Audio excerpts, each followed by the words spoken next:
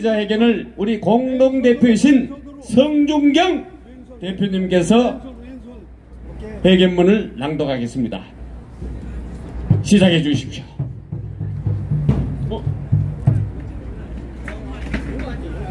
네, 오늘 제목은 미친 정치, 미친 정당, 이 나라 망친다, 그런 제목입니다. 대한민국의 총체적 위기를 맞고 있습니다. 미친 정치, 미친 정당 때문입니다. 국가와 국민을 내팽개치고 이재명 사법 리스크 방탄 하나 때문에 사법 시스템이 무너지게 생겼고 국가 안보는 알 바 없다는 식입니다. 평소에는 방탄 노릇만 하고 있다가 북한이 무슨 짓을 하면 아무런 대책도 없이 그냥 윤석열 대통령을 공격하거나 국방장관을 국회로 불러 호통치는 이율배반적인 행동들을 태연하게 일삼고 있습니다. 이 나라에서 벌어지는 모든 일들에 있어 자신들의 불리한 것은 모조리 윤석열 정권 비판으로 일관하고 자신들의 유리한 것은 모두 자화자찬합니다. 모든 것이 정도를 넘어섰고 국민들이 이해할 수 있는 국민 감정 또한 임계차를 넘어섰습니다. 하지만 여전히 야당은 아나무인 무소불위, 적반하장, 내로남불, 독불장군의 끝판왕을 보여주고 있습니다.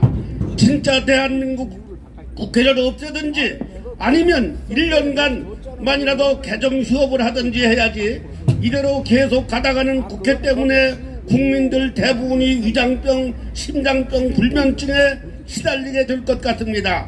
한마디로 취약하면 미친 정치, 미친 정당입니다.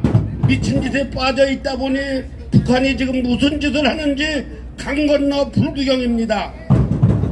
북한이 경의선, 동해선, 육로 폭파에 이어 개성공단에 전력을 공급하고자 남측이 지어줬던 송전탑까지 철거하려는 모습이 포착됐다고 합니다. 26일 군에 따르면 남측과 연결됐던 북한에 있는 첫 번째 송전탑에 있는 선을 잘랐고 끄는 선들은 송전탑 밑에 쌓아뒀다며 북한이 송전탑까지 철거해 나설지는 계속 지켜보고 있다고 합니다. 철탑 형태인 송전탑은 남한의 문살에서 북한 평화 변전소로 이어지는 송전 구간에 총 48개의 철탑이 있고 북측에 15기가 있습니다. 한국전력이 건설한 이들 송전 설비는 2006년 12월 남북 간 연결돼 개성공단에 전기를 공급하는 역할을 했지만 2016년 1월 북한의 4차 핵실험으로 그해 2월부터 전력 공급이 중단됐습니다.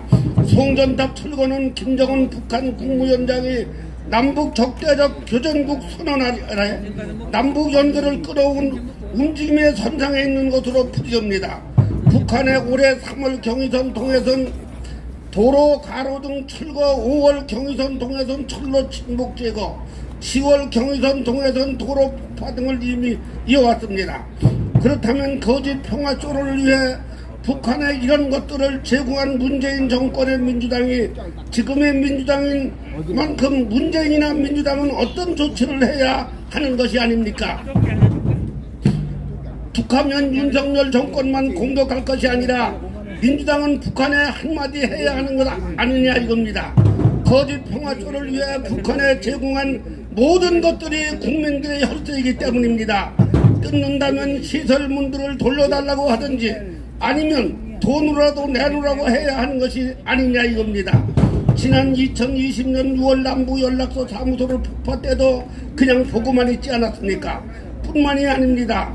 북한이 러시아와 우크라이나 전쟁에 사용되는 단거리 탄도일 미사일을 생산하는 핵심 군수 공장을 확장하고 있다는 미국 싱크탱크의 분석까지 나왔습니다.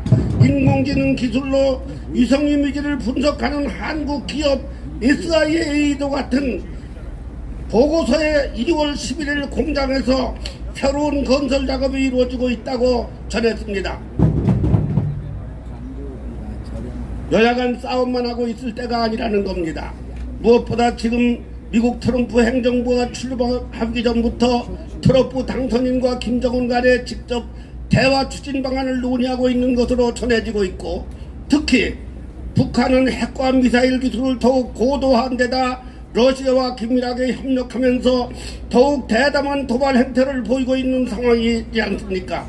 여기에 미국과 우크라이나, 한국은 지난 8월 우크라이나가 대규모 국경을 넘어 침공한 러시아 크루스크 지역에 1만 명 이상의 북한군이 배치됐다고 보고 있습니다.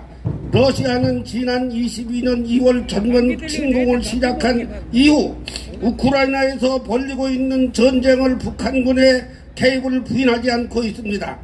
나라 밖은 이렇게 돌아가고 있는데 국회는 허구한 날 이재명 방탄을 놓고 개싸움만 하고 있으니 심각한 문제가 아니겠습니까? 이런 문제를 정부로 대놓고 문제 제기를 하면 국가적인 문제가 될 수 있기 때문에 정치권이 목소리를 높여줘야 하는데 하는 짓거리들을 보십시오. 정치인들은 관심도 없습니다. 심지어 북한이 전쟁을 하겠다고 해도 민주당은 북한을 비판한 것이 아니라 윤석열 정권이 강경 모드로 나가서 그렇다고 오히려 우리 정부를 비판합니다.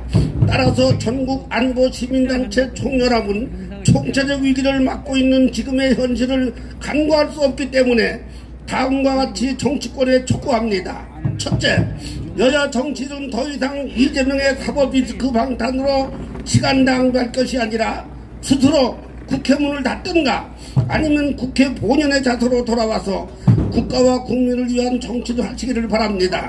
국가와 국민을 위한 정치를 하시기 바랍니다. 둘째, 최근 북한에 보여주고 있는 상당한 짓거리를 보고도 아무 말도 못하는 22대 국회는 대호각성하고 북한이 오판에 크고 작은 전쟁을 못하도록 국회 차원의 강력한 목소리를 낼 것을 촉구합니다. 촉구한다! 셋째, 국가안보는 정치권도 예외일 수는 없습니다.